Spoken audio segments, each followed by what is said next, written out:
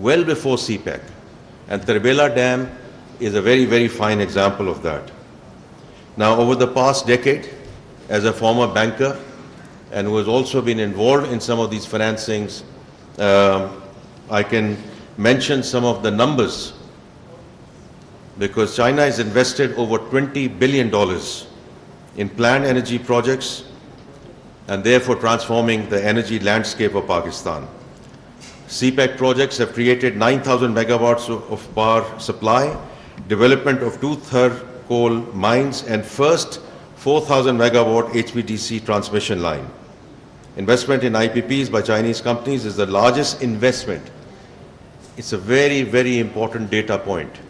It's the largest investment in the history of Pakistan, both in terms of debt and equity. Ladies and gentlemen, let's applaud that. These IPPs also created opportunities for use of our natural resource, coal, and setting up of my Mouth project, while provide some of the cheaper power to Pakistan today.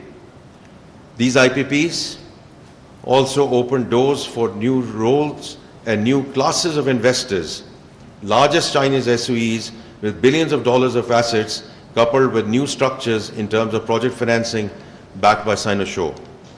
At this stage, while we are seeking support from these Chinese companies and lenders to provide us some relief on financing terms, we remain absolutely committed to service all our obligations to the projects and lenders.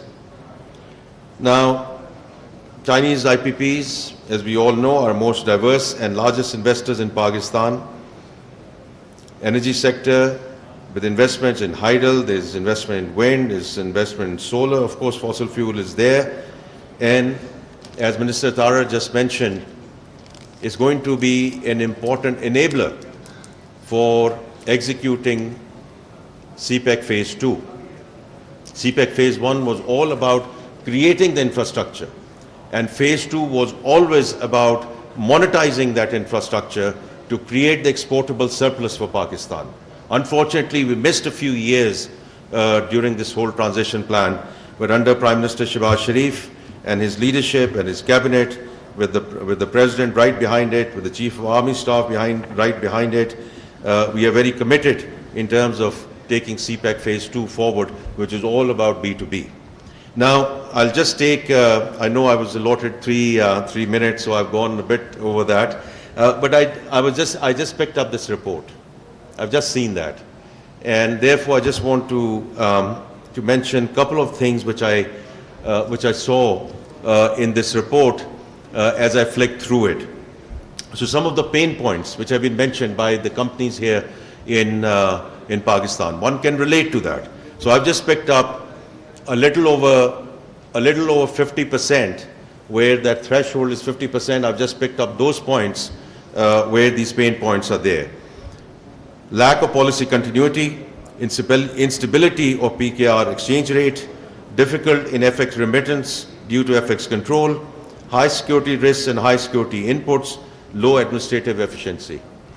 And one can relate to all of these pain points which have been mentioned by all our friends here and who have been here with us for a while.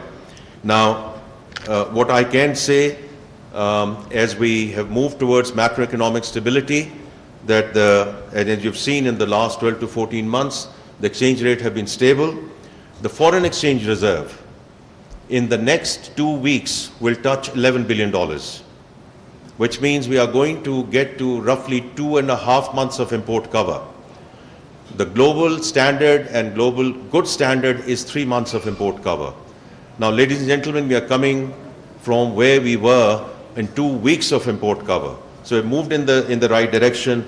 So I can assure all our friends here that inshallah, the hiccups that you have seen and the delay that you have seen in terms of your FX and dividend remittances, inshallah, will not recur. Lack of policy continuity, you are absolutely right. And under Prime Minister Shehbaz Sharif's leadership, we always say the government has no business in being in business. Government has to provide policy framework and policy continuity. So you're absolutely right that we need to to provide that level of continuity. The high security risks, the Honorable Ambassador is here. He knows very well, under President, Prime Minister, Chief of Army Staff. We are very committed. The Interior Minister, who is working day and night to make sure that this is done, notwithstanding the unfortunate incident that was just mentioned earlier in the meeting today. But we are very committed. And low administrative efficiency. We say to our Chinese friends, we said it to our Saudi Arabian friends a couple of days back, from red tape to red carpet. And we are absolutely clear that we need to bring down the level of bureaucracy and the level of red tapeism that we have in the government, and we remain committed to that. So what you have mentioned here in terms of your pain points, first of all, we relate to that as government, and we are very clear that we need to do something about it. Now, part two, which is very encouraging, that notwithstanding these pain points, what you mentioned here, my friends, is that majority of Chinese companies are optimistic about their order situation in the next 3 months. Among them, 50% or 47.9% expect their newly signed order amounts or purchase volumes to remain stable, and roughly 40% expect growth, which is absolutely music to my ears, music to our government's ears. 37% of the companies have indicated that they will expand their production sales in the future, and roughly 25% are saying they will increase their workforce. I won't go more into detail of this, but these are what the Minister mentioned, what the Honorable Senator mentioned. This is the true test of long-standing partnerships. Notwithstanding the pain points, you, along with us, remain optimistic about the future of Pakistan. And Mr. Wong, I'm very grateful to you for the invitation today, but also for the first time publishing this kind of report, because this brings transparency. This brings transparency. So I'm very grateful to you. On behalf of the government, we remain very committed, and as Minister Tarar said, we are absolutely over the moon. We are excited that Premier Lee is going to be here as part of the SCO conference, and we look forward to reciprocating even a small portion of the generous hospitality that we received when we were there in Beijing with Prime Minister Shehbaz Sharif, the generosity which was extended to us by President Xi and Premier Lee. Once again, thank you very much.